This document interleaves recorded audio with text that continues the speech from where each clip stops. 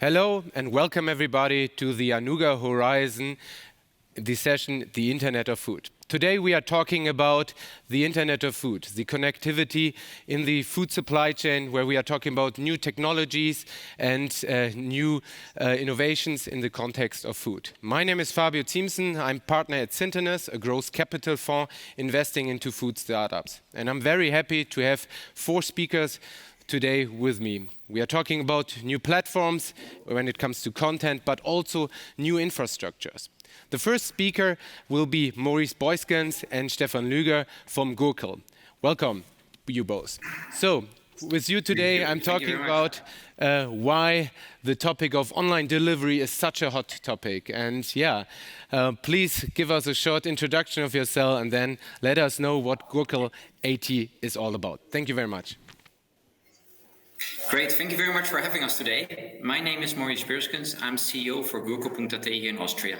I'm here today together with Stefan Lüger, our commercial director, and we will give you some insights in our business and how we actually see it changing over the coming few months and years ahead of us. So what is for us so important and what really makes us different? We are truly customer obsessed. That means we do everything to make sure that the customer, A, is loyal, B, understands our unique selling points, but C, also really understands that they can create their own supermarket.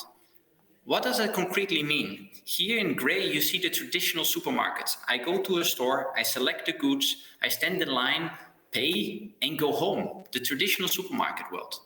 Of course, I can also go online and go to a store to pick them up, still very much traditional retail. But we are actually moving in a very new direction. I select my goods, a courier then delivers them to me at home when I want, and of course, when capacity allows. The next step is actually, I order them for a time point that really is convenient for me. It's all about convenience. The next step, of course, is that also I get them exactly when I need them, in the quantities that I need them. And then, of course, I just confirm my order, there's a clear proposal, and I find the food in the refrigerator. That's truly exciting. And I have the food in the refrigerator as a last step, and I don't need to worry about anything. And that's exactly the entire area here marked in green, what we have ahead of us. And we are just at the early stage of our journey. But we got 350 million euros in funding in our Series C. And that opportunity gives us even further extension. So we started with Rolik in Czech Republic. We then moved into Hungary. We are now already in Austria with Gurkel. We have opened up Germany and more countries are to follow. With Romania in 2022, Italy, France, and Spain to follow as well. So really, truly exciting. Once upon a time in Vienna, 18 months ago, we actually started. And this was still almost two and a half months before Corona. We had time, we fought. We go for Vienna, the group decided, okay, we open up Austria, and we started to slowly build. So in July 2020, we really were rolling up our sleeves, building our offices here together, started to hire. And then in December 2020, we started with 200 orders per day and started with 200 colleagues. But then, of course, we moved from lockdown to lockdown. And already in March 2021, we had 1,000 orders per day and growing very, very quickly. And now we are in September 2021, where we reached already more than 2,000 orders per day. And we already have more than 550 colleagues here at Gurkel.at. So we are growing, and we are growing extremely fast. And this is just to show you our ramp and our growth ahead in terms of employees. So we will be having almost 1,000 employees by the end of this year.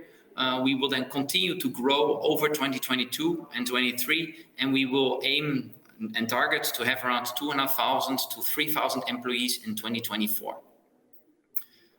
In terms of orders, we are currently around the 2,000 mark, and we are aiming to do 3,500 in December this year. Then we will triple that again in 2022. And as you can see, the growth continues. And for that, of course, we need to focus and continuously focus on what the customer wants. And Stefan will explain a little bit later in this presentation how we're actually planning to do that. But what is our aim at the moment? Is A, to be a growing online supermarket. It's currently about generating growth and generating that growth with the support of our customers, understanding their needs, understanding their product wishes, in which windows do they want to have it delivered.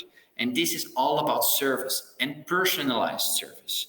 Our drivers bringing the products to your home are employed by us, meaning that there is a direct connection between the driver and our brand, meaning that they can really deliver an excellent service to our customers, being on time, giving that extra hand, carrying up crates of beer or milk, even if this is 3 floors up in an old building. And it's exactly about that. That allows us actually to grow and build this market share. And as you can see here, for year 1, we are planning a revenue of 60 million, growing to 500 million in 2024. What is our ultimate goal? Is to be the first profitable home delivery business in Western Europe. Yes, we already are profitable in Czech Republic as well as in Hungary. But in Western Europe, there is not an online grocer yet that is truly profitable. And that is our goal. And that we will achieve by listening to our customers and really focusing on their needs. Stefan, I pass it on to you. Thank you. The customers are our North Star. So everything we do is for the customers and as well as inspired by the customers. So, but what do customers expect? So they expect convenient shopping. That means in our business, they order in a very convenient way and they get delivered within 3 hours after the delivery.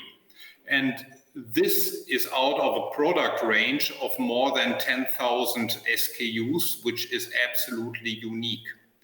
On top of that, the customers are receiving the delivery in the time window they are choosing. It's currently 1 hour and it might get better. But we even go one step further.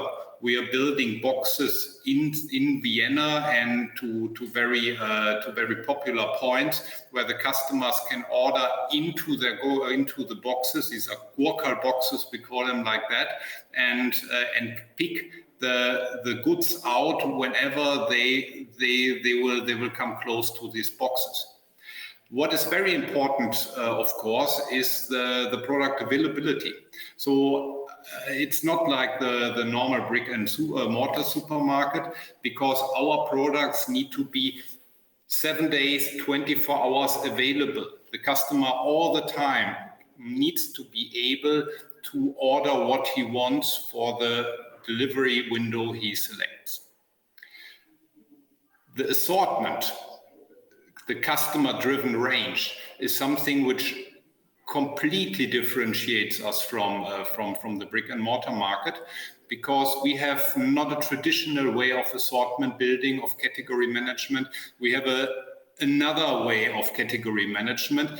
It means customers, when they go to our website, they find a small black window where we ask, do you miss anything in our assortment?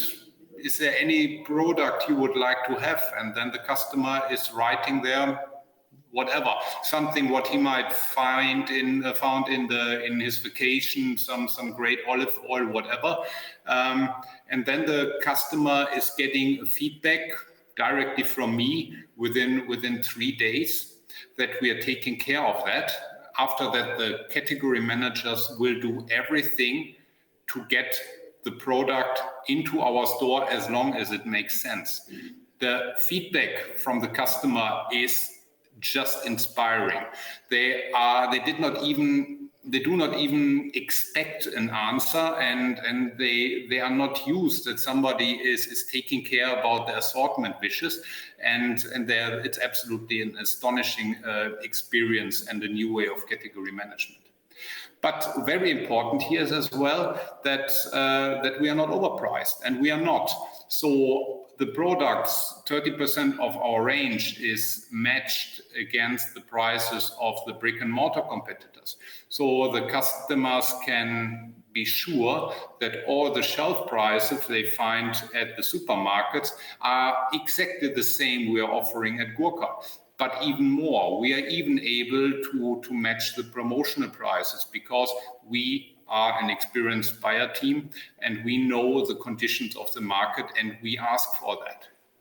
But this is only what the customer's expecting from a normal shopping experience. experience. Online can be much more. So online can be tailor-made, and it's often also expected because other online shops in the non-food business are offering something more tailor-made. This we can do also for the food business. What does it mean? Imagine currently a supermarket has 1,000 customers per day, but they always see this one store. They have the same setup of products, they have the same arrangements of the shelves. When they're going with a trolley through the shelves, it's always the same way. But an online store can be much more. It can be for each customer an individual store. Let's pick out one example. Imagine the customer has some allergy against peanuts. So having doing a shopping in a brick and mortar store can be extremely challenging, because every time the customer needs to pick a product which he doesn't know, is reading the back and needs to figure out, does it contain peanuts or not? We can have a much different solution. Our customers will be able to go into his personal settings and say, I want to see only products without peanuts. And this is a complete different shopping experience. He will never forget that. He will never go somewhere else. For this, we need data. All the insights in the ingredients, and it's not only ingredients, is whether it's palm oil free, whether it's plastic free, whatever, needs to be very clearly put into our data. And not only this. So we have all our processes in our warehouse are 100% accompanied by data. The full fulfillment center is running on data, so we are very tight, and data is actually in our blood. And we even go one step further. We have a very high share of farmers, Austrian farmers, who are delivering the produce within the season to us directly. And even those we are bringing into our infrastructure of data. Concrete example, we are going to roll out Web EDI to all of them, which is accompanying the whole product flow fully with a full data set. And this is giving a huge benefit to our customers, because imagine how long it might take that some produce is coming from a farm to a supermarket. Here in Gurkal, it's much more quicker.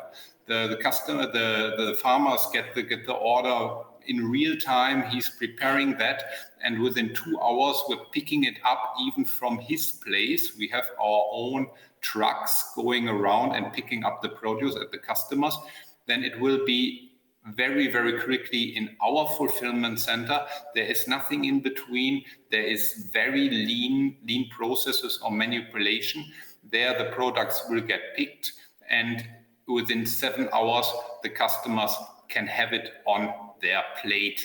It's a complete different experiences, and we are changing and the rules of the game entirely. Thank you. Perfect. Thank you very much for this really insightful presentation about how you can use data in the context of retail, online grocery, and of course of delivering the food to the right people and of course in the right quality. Thank you very much. As the next speaker, we have Mengting Gao here, the founder of Kitchen Stories. And I can really tell that Kitchen Stories is one of the pioneers in the sector of creating the right content platform that can be used to really deliver the right food recipes to the customers. So, Mengting, I'm happy that you are here with us today, and looking forward to give you to see your insights in the food space and also in the context of the Internet of Food.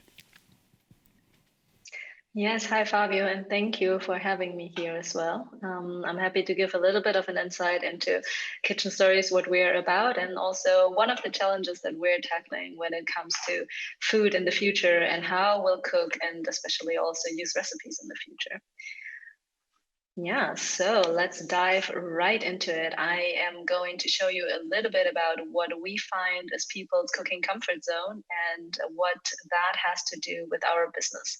And maybe before I dive right into it, I brought you a little bit of something to get to know Kitchen Stories. And I think to understand what we're all about, the most important thing is that you know that we are on a mission to encourage everyday cooking. So the more people around the globe cook more often each and every day, that is the goal that we have. And we want to inspire and help people to get there to do that on a much more regular basis and also hopefully enjoy it as much as possible while they're doing it. So I brought you a little bit of a show reel to give you a glimpse into what Kitchen Stories is about.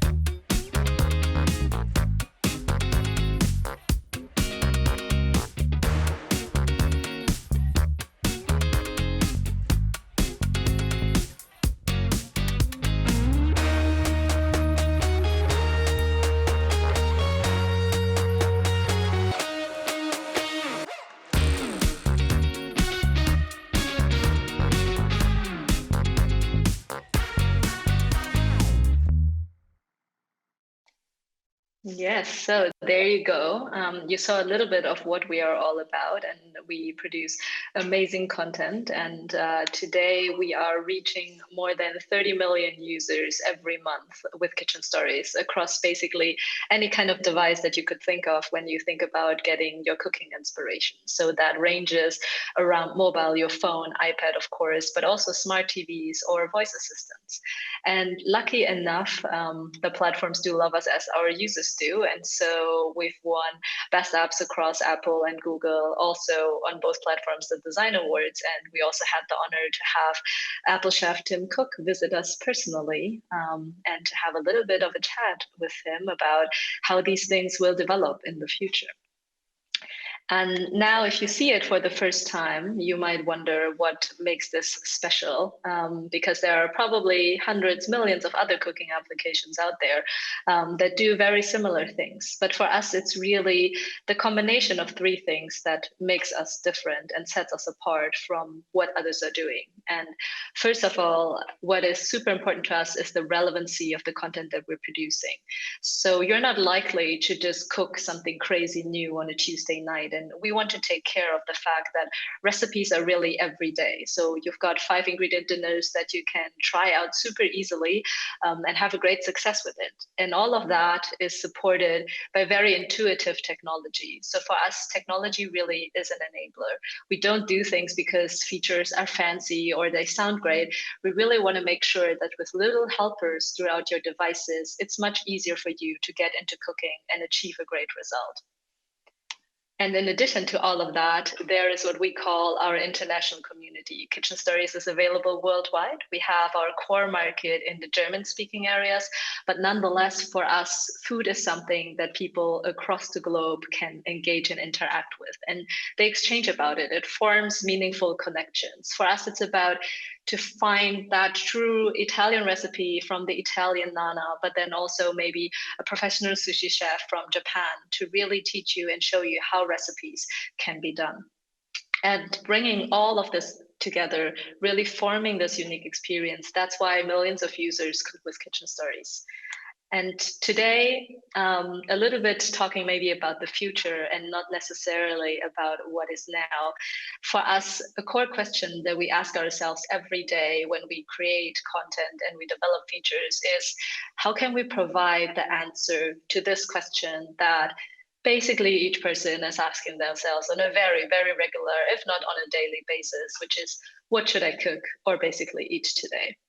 And for us to find the right solution, it means that we need to look into people's unique desires and abilities. When we ask users out there what kind of recipes would they like to see, then a lot of the times people answer that they want to create an easy recipe. And an easy recipe is something that, to our understanding, is not a specific state of a recipe, is not a specific type of a recipe, but rather easy for each person or each consumer is defined by a very different array of topics. So it might be your taste preference, the availability of ingredients, as we've just heard. So basically, what kind of ingredients can I get? How much time do you have to cook? Are you cooking for others or just for yourself? Do people have different allergies or different preferences? Are you cooking on a budget? What kind of utensils do you have at home, or also which are you comfortable using? And so for us, we put together a whole array of these things, and we created what we called the so-called cooking comfort zone. So that's basically the zone that each user feels good in cooking. And that for someone might be just a 20-minute quick and easy dish with up to 5 ingredients. And for others, this might mean a very elaborate dish because they're so much into cooking. They turn and get to new things every day. And so for us, really, it's about using technology to try to figure out how can we propose and produce content for our users that is right in their comfort zone, and maybe stretching it just that little bit without being outside of it, so they won't actually ever even try and test this recipe out. And so in a nutshell, what we do is below sort of the surface of what others believe in terms of publishing what we're doing, we're actually looking very regularly into an array of user data to figure out how can we provide the best experience. And here are sort of 5 learnings that I believe we took away from now digital publishing and food, which is first and foremost, we see so many different providers on the market, but truly what in our opinion makes the magic work is when we have a good balance between sort of what is editorial storytelling and then automated suggestions that are based on sort of your previous behavior. And then second of all, as I said, easy for you might be hard for me. And so the recipes and the content that we're producing needs to match your personal cooking comfort zone as best as possible. And for that, we need an array of data points to figure out what that actually is or will be. And then third of all, the world is your oyster. So I guess when we started out a couple of years ago, people kept telling us that food is something very locally specific. It's obviously driven by culture and by the availability of ingredients. But what to us, I think, is most amazing in what we're doing is that we can actually connect people around this topic across the globe. So we're using technology to bridge sort of language gaps, to bridge country barriers, to form a platform where each person can share their own experiences about food and about recipes. And to have these connections form and connect around it, that is where we also see food is going in the next step.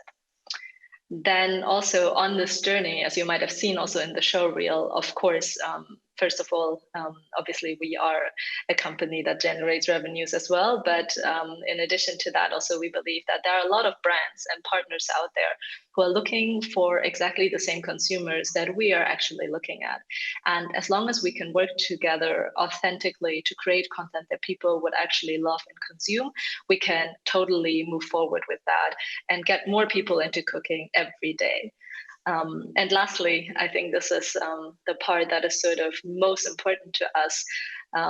Food is love. And so while maybe often we get sort of inspired by all of the technology that is there, by all of the machine learning that we can do, by providing all of these new suggestions based on what the machine tells us, what we have also really learned is that moving away from that and getting to a really large platform that will ultimately influence people's lives is that we need this personal aspect. We need to relate to personal stories. We need to relate to testimonials and people and their personal story when it comes to their recipes.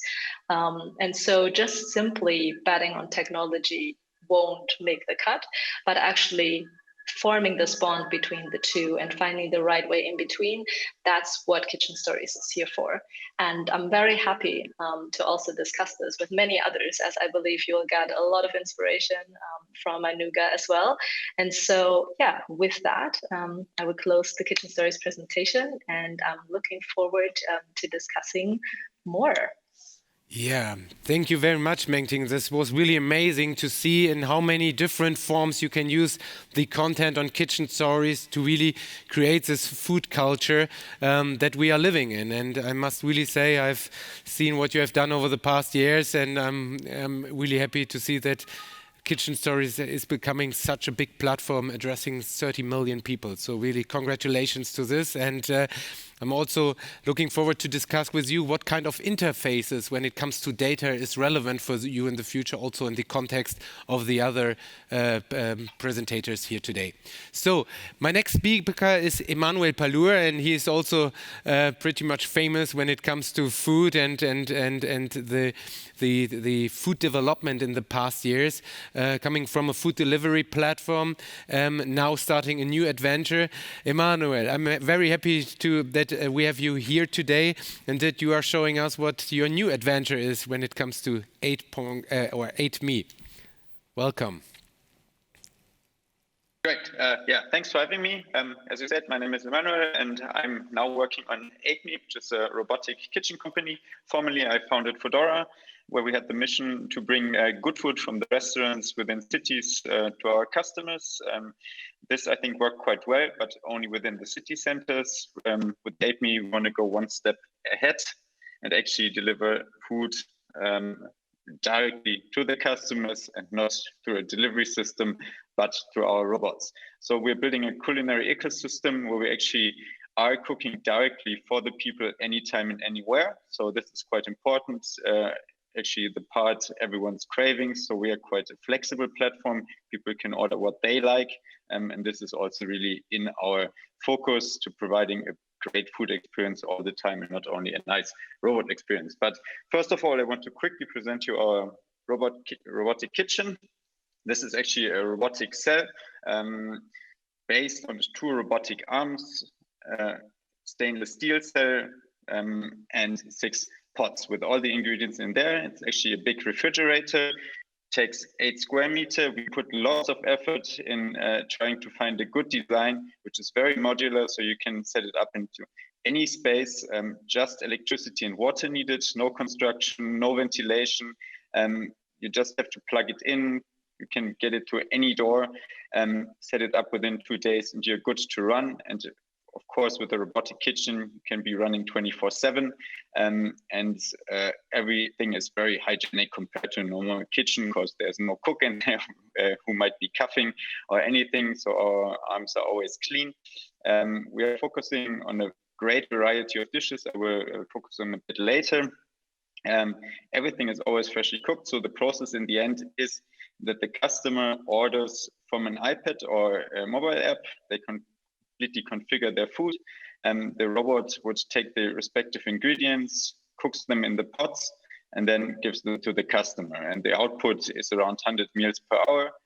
And that's about the robot. So I think the process is very transparent, so customers can always see what the robot is doing. So there's also no black box where things might be happening the customer doesn't understand. So for us, transparency is a really big aspect besides the food.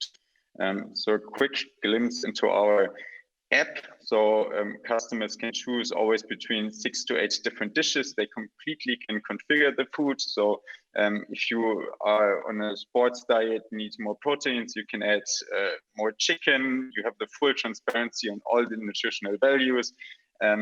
As the speakers before, you can also already filter for I don't like or I can't eat nuts. You can set up your profile in our app, so we would never show you any dishes containing nuts, making sure that we can also reach your allergic preferences or needs. And the robot, of course, compared to a regular chef and waiter system, would never forget it. So you'd have a direct control of your chef, which I think is a big advantage to what happens before, and the robot really takes care of your needs.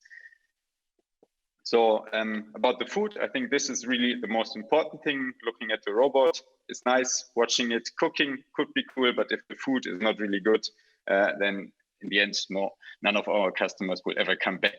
So we directly from the beginning put lots of effort in creating as many different dishes as possible, adding a great variety of different ingredients. And examples would be easy pasta dishes like arrabbiata, but also different ones like bolognese, or different bowls also based on chickpeas, on quinoa, different kinds of curries. We had pad thai, we had even German classics like Käsespätzle or currywurst. So we really try to get as many things as possible. Since recently we also offer salads, so I think that's also quite an important aspect. And as I said, always every customer can completely create their own dishes based on the ingredients we offer, or change some little things in our offer things. So none of our menus is actually set. So what we do is basically try to mix the best out of the food, robotics, and digital world. So we still have chefs, and we use their creativity, which they also like a lot. Their job changes a lot through our whole system. So they often didn't become chefs because they want to chop or stand in the kitchen on their weekends. They are in the job about thinking which nice ingredients can I use, where is the best source I can get them from, how can I combine new things. And this is what we try also to do with our chefs. Of course, they can leverage lots and lots of data for this as well. We create through every cooking process new data, see how people adapt their food. We see, okay, some people don't like coriander, of course, or many people don't like coriander, so we can adapt our recipes accordingly. We see new trends to this. Our whole operations are very digitized. We have always the full transparency on how many ingredients are within one machine, so we can also change our buying behavior by this, our whole logistics. We can minimize waste by this. We can use better promotions to sell off things which run into their maximum use date. For example, pasta running out tomorrow, we could do a pasta sell-off in the evening. But it's important for us that the hardware is also very professional, and everything is specifically doing that what it can do best. So our robots only move things around. They would never touch the food. They would never stir the food. They don't cut things. Everything is pre-prepared. So we only take them what they used to do already in their typical industrial appliances. From the whole hardware setup is coming from professional kitchens. There we have different partners, but in the end, it's always to create the best food experience with the highest convenience for our customers. And this is, I think, where we already did great progress, and the food is really good. For now, we are focusing with our machines mostly on corporates. So it could be an addition to our existing canteen, but mostly we are talking rather to mid-sized companies which currently don't have any kind of food offering for their employees. Often this is because a typical canteen is a very big investment for a very long time with lots of employees involved, very big tickets in initial investment, but ongoing high costs, while often, unfortunately, even with these high costs, employees are still not really happy about the food quality. And this is what we try to change. We already have lots of customers lined up, and and in addition, bigger companies are also possible as an addition to our system. Down the road, we see ghost kitchens, for example, as a big emerging space, not so much in Germany yet, but also over the past few months through Corona, more and more ghost kitchens came up, but especially in the US, UK, Middle East, there are lots of ghost kitchen operations already, all venture-backed, all very ambitious and expanding, but often with the problem that finding good real estate, the people who can actually cook the food is very hard. So there our system can help, because you don't need to train a lot of people, you don't need a lot of space. So you can directly set up shop and go for the delivery market. Another example for a use case for our robot would be a hotel, but also hospitals are a bit market, and down the road also airports and stations. So for us, it's not really to change the restaurant behavior of people. We still think it's good to go to restaurants, have a nice evening with your friends, but we are really in the market for all the fast and convenient food people sometimes have in not so good quality because there's nothing available or it's too expensive. This is what we want to change. So we want to give people the possibility whenever they want decent, good food directly freshly cooked from our machines to have a good offering there. And this is, how robots can help in future. So I think a big topic for all of us right now is the labor shortage. So no matter what people we are looking for, and I read from the news, everyone seems to have the same problems. That's a great problem to find the right people, especially if you want to offer a good service at high quality with very consistent quality. And this is something we try to tackle. In future, the robots will help to offer highly customizable food, full transparency about the ingredients, about the quality level, about the hygiene levels. It creates a 100% digital experience. There's no other way than a digital experience because the robot can't talk, unfortunately. So we have to offer this, but can use all this data. And of course, always important 24/7 availability. People are looking for more flexibility. Days of people change. And this is something we want to offer. And then most important, I think, for me at least, is the freshly cooked by the order. So always great experience in terms of food quality, something you really wanted. You saw the whole cooking process and nothing dodgy happening there. Here are some little pictures from our currently running prototype. And the next machine is actually ready for delivery soon. And then, we are at scale. That's it. Perfect. Thank you very much, Emanuel. That was also a very inspiring presentation by you. And now we start with some questions to our panelists, to all the three of you. And I will start with you, Emanuel, since you showed us really where the kitchen or the hospitality sector is developing to. My question to you is how important are the existing platforms that we see in the market? I mean, there are so many platforms already there, and you showed us also how many ghost kitchens we have in place. But also when it comes to data, how important is it for you, and how do you think the connection will look like in the future? I'm very sorry. I think I missed the second part. There were some background noises. The question was how important are existing platforms for you, and also when it comes about data. For example, we have Mojo Kitchen from London. They are using data to create personalized nutrition meals, for example.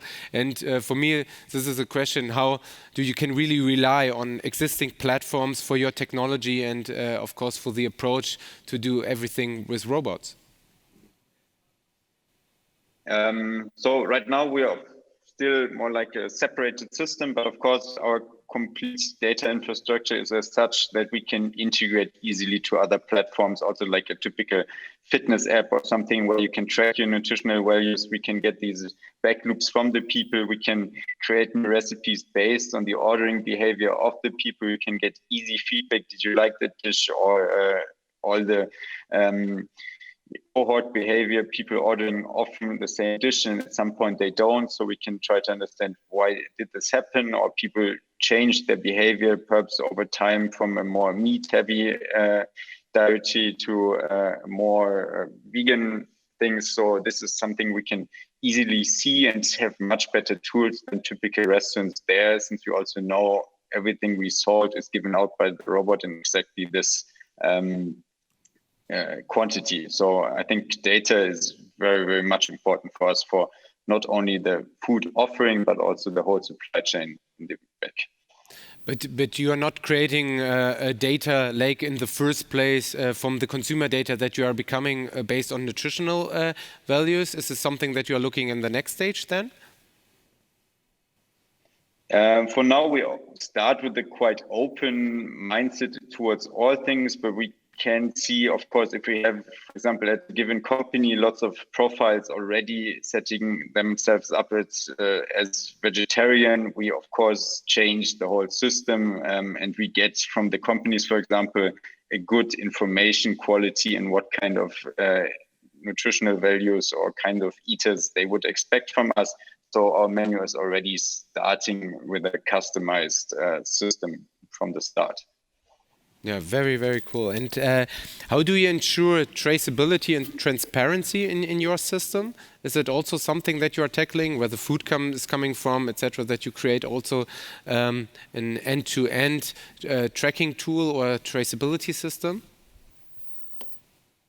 Yes, we try to be now more like on the front end side, to be more transparent where the food is coming from, what kind of nutritional values is in the different dishes. And if you change your bowl, like how would it change? Like, for example, the protein content of a bowl if I add more chicken, and then also the supply chain. Yes, it's not that easy right now. Of course, we also have our suppliers, but we're working on that, that people have the full transparency on every dish they eat. And I think in future this will become even more important. So that's something we take very seriously.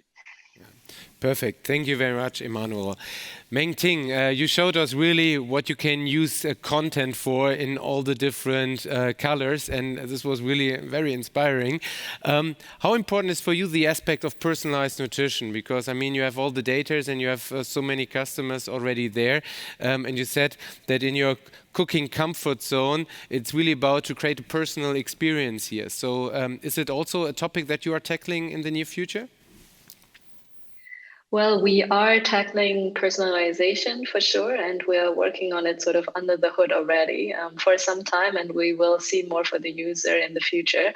However, for us, sort of the nutritional aspect with regards to what people love to call maybe like healthy eating or maybe also conscious eating for diets and such, this is not the core of what we do. So for us, it's really about the joy of cooking and food as well. But nonetheless, we know that also providing people with this joy and enabling them to cook, that means for some that they need to be able to cater dietary restrictions, such as allergies and such.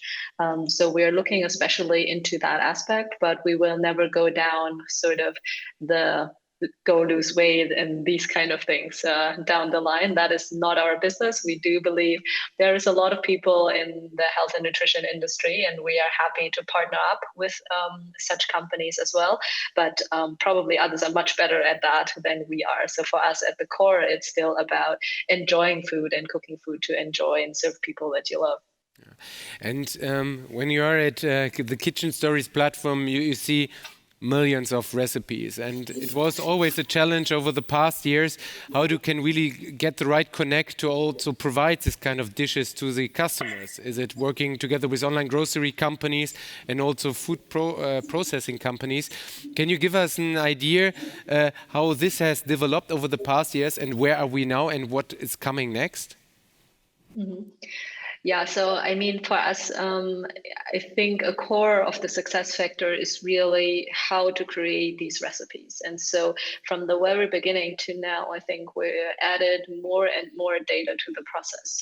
So for us, it's not just about someone thinks, oh, this might be a great recipe, let's produce that. But we're putting actually together an array of sources when it comes to like trends that we're looking into, ingredients that are trending at the moment, different types of dishes that are going through the roof. We now have a couple of people just to produce sort of trending recipes from social media, etc., that are actually cookable.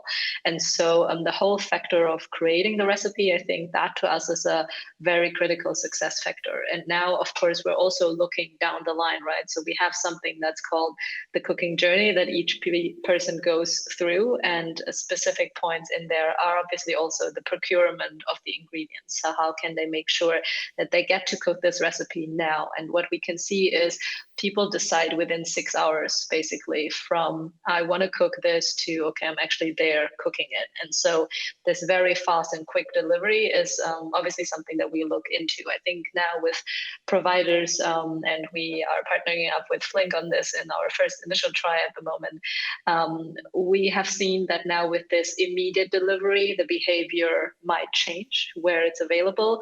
We haven't partnered up with anyone in the past before because we've seen that they can't meet this window that is so critical for the people who are deciding now they want to cook it tonight and not in a week or so. And so I think this is drastically changing the game, and we're looking forward to seeing how consumers are reacting to that. But yeah, it's definitely an important aspect of the whole game. And then lastly, I think for us also, to know that in this journey, it's not just about then cooking and consuming the food. For us, it's also very much about that social aspect. So we need people to share and talk about what they've cooked, because this is now how people identify through what they're eating and how they're eating. This is how they show which kind of person they are. And so also that for us is a very important future topic to cater more to. Thank you very much, Mengting. I remember a time where everybody was talking about cooking boxes and creating the right subscription boxes. And I think in every second talk, I heard that kitchen stories must have also a recipe box. Was it ever an interesting topic for you, or in case, or is it something where you said, we want to go for this customer journey and we want to go for the right recipe for the right customer at the right time, not guide them through their week by providing recipe boxes? No, I don't think we'll ever be in the business of delivery ourselves. So that's not at the core of what we do, but also probably we are not super strong believers of the pre-packaged boxes. I think our target user is someone else and our target audience is someone else. And for us, it's really about empowering people to learn how to cook. And that also means that there is a ton of variations that people do. And so for us, it's more about figuring out, okay, how can we help you to create something with something you have or you love already? So we don't want to disentangle that and just provide you something that we believe might be good now, but it's really about your own preferences and how can we be closer to that, and also looking at that from a more sustainable aspect in a sense. So this is really much more our business. So for us, it's more about, oh, I still have, this chicken breast and half a cucumber left. And so what could I potentially do with this now? And how can we find the right inspiration for you at this point in time? So no cooking boxes for us. Perfect. Thank you very much, Mengting. Coming now to you, Maurice and Stefan. I like really the way how you describe that with one click, every customer can create his own store, and that with 1,000 customers, you have a 1,000 store. This is at the moment based, I think, on the data that's given by the Food Information Regulation, or is it something else, or some else data silos that you are using really to create personalized stores? And is this just the beginning of a story? Are we seeing the personalized nutrition stores in the future? To get the data is a challenge, definitely. And that's why this process, to implement this process, has also not the biggest speed, because we need to do it step by step. It will be an absolute no-go if we would not be 100% sure that we really display only the items without any peanuts included, something like that. So currently we're solving this via filters, which is pretty accurate. But in the future, it will be fully data empowered at one point of time, but also in combination with some real checks in the store. So we need to see how we can ensure that for 100%, when we will ensure that for 100%, that you really open your setting and you define it. But we will do it step by step, because for each product you need to be extremely careful. Okay, perfect. And a question that I was also asking myself, how big would you say is the grade of automatization that you have at the moment? Are you already fully automated, or would you say we are, let's say, at 60% and we want to go to the 100% in the next 5 to 8 years? Can you give me an estimation? I would say we are very much at the early stage of the automation, particularly in the fulfillment centers. We know which technology and the steps that we want to take in the coming few months. We also recently did an announcement on part of the funding that we will allocate to automation in the fulfillment centers, and one of the tests will actually take place here in Vienna. As a percentage, I would say probably we're at 30%, and we definitely want to move above the 75% in terms of automation. Of course, there are certain areas that you cannot really go in full automation, particularly in the ultra-fresh area, or in frozen, for example, or in areas like fruit and veg, where quality and really precision will always matter. And for that, the technology is not yet there. For me, the key thing is also looking at the loading of cars, automatic loading of cars, so that also the entire last mile becomes really efficient. So, Maurice, you are also very much a veteran in the food space, I would say. We know us for some time, and you are now in the online grocery sector, and we know that the online grocery sector has really developed in the past couple of months.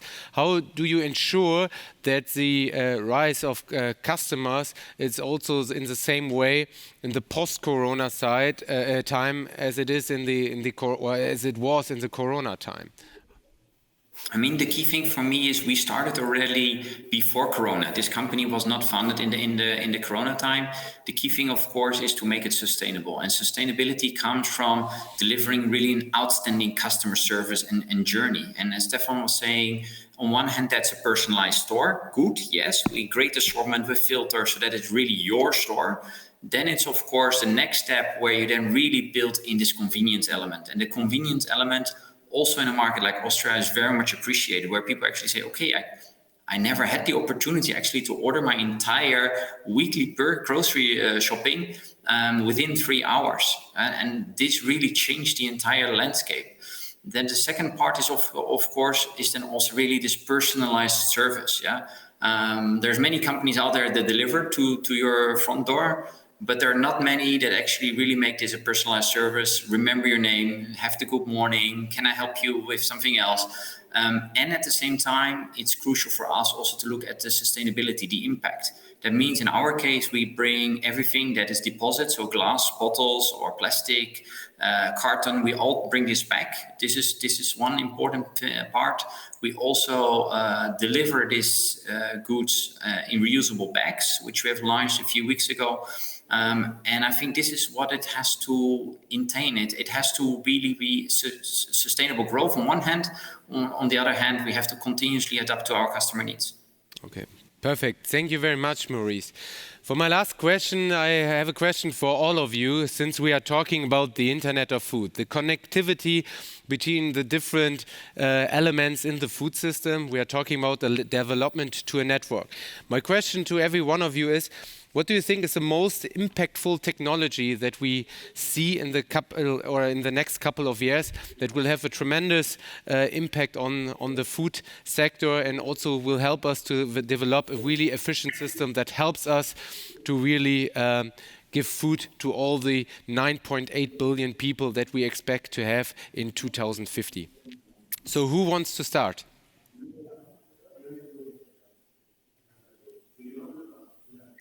Then maybe I can take it.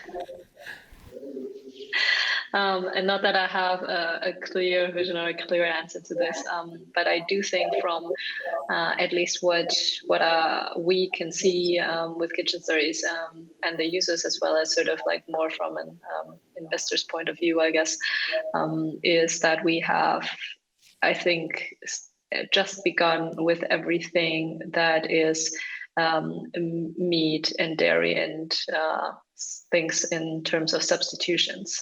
So I think a couple of years ago, it has not really truly been a topic. And then with obviously Impossible Foods and all of these guys and girls out there developing such great products that in terms of like taste and texture are so close to the real deal. And we see the sustainability movement and the wish for people to really go down that route and contribute to what the planet is all about. I think this will drastically change how we're consuming things. So we can already see this today in that people are very interested in the substitute products. And I think since we are only in the beginning, there's only like a very small amount of products that we can actually substitute. I think this is one of the technologies that in this century basically will become more and more something normal, I would say, that we do. Perfect. Thank you very much, Meng Ting. Emmanuel, you want to contribute something? So I think I would have taken the same example. But especially with food, is so many different layers from the production really to the end consumer, to different ways to get it there, like the whole supply chain. So lots of things will change. People, I think, overall are looking for much more transparency and everything. Like, want to have a good conscience, like, where are my things coming from? Is this well produced? If I still eat animals, were they harmed in this whole process? And yes, how can I substitute it? Is it the same taste? So I think, of course, always super important to still have great taste, because otherwise people won't change. And I think there we will see big jumps in the future, because this is all about changing the mindset of the consumers, but with a good taste. And so I think that's quite important. Great, thank you very much. I think as the last one for us, when I then go into the supply chain, the key thing at the moment, of course, is then this interaction between, on one hand, supermarkets or online supermarket and the producer. I think the key thing is there that we really focus on the data, the needs, so that we really start producing on what is actually needed. Plus then that the farmer, and particularly smaller producers, are not focused on how do I then bring it from my production facility into fulfillment centers, but where you then really see, okay, what can we do to basically A, predict the goods and the quantities that we need, B, pick this up, ideally with automatic trucks, and then, of course, pushing it through the supply chain as automatic as possible so that the customer really gets it on when he needs. And I think this is where the element of automatic refrigeration, connecting the data with the supermarket and bringing this back directly to the producer so that we really altogether stop this overproduction. I think this is what we will see over the coming few years. Perfect. Thank you very much, Maurice. This was also very good, a very inspiring last answer to the question. And this is the end of our Anuga Horizon session about the Internet of Food. The mission with Anuga Horizon is to inspire and also to show the right cases and some insights in how the food system as such will develop in the upcoming years. We have seen now how the hospitality sector is transforming, how we have new content platforms are emerging, and also we have seen how the whole retail landscape will change in the next couple of years. So thank you very much for my speakers, and also thank you very much for being here today with us. And let's have a great Anuga this year. Thank you very much. Bye-bye. Thank you. Bye. Bye. Bye.